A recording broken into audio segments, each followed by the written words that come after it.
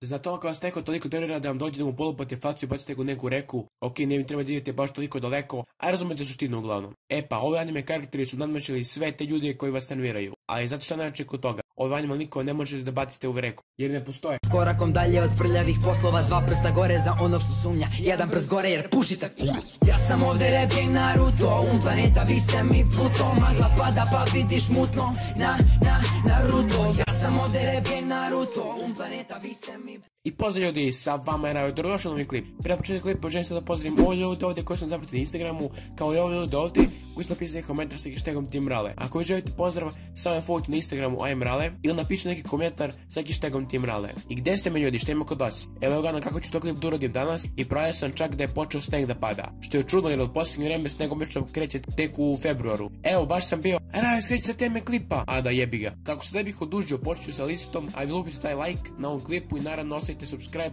kako bi što pre stigao do 17.000 subscribe-ova. A, dobro, pošto je sneg mora biti oni šuntovi efekati, tako? A, evo ga, sad je bolje, samo možda nastaviti zadnje na klip. Peto mesto, Foxy One Piece.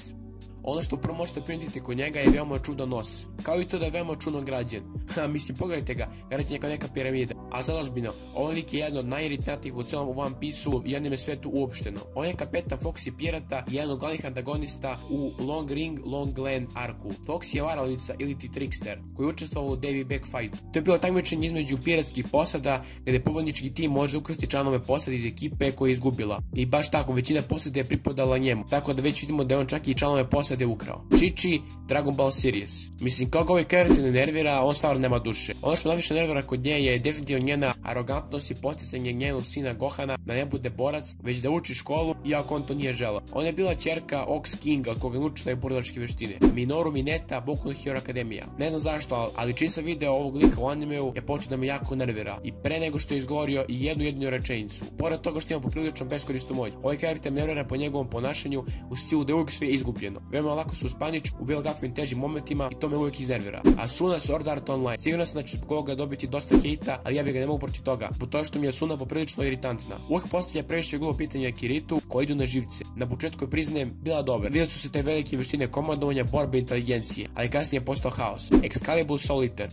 Kada sam gledao Solitaire, sve mi se svidelo. Dobro, kraj anima nije baš bio toliko dobro određen, a i sve o svemu bio jedan odličan anime. Sem te jedne filler epizode koja mi je uništila gledanje anime. Excalibur je bio zamišljen kao veoma smešan lik koji će da zabavlja ljude, ali kreatori to nisu lepo izveli do kraja i ispalo je skroz suprotno. Sve u svemu, protraćen karakter. I to je to klipa, napišite u komentarima koji vas anime karakteri najviše nerviraju i naravno ostavite like, share, subscribe kako bi postali član našeg kanala. To je to ljudi, peace!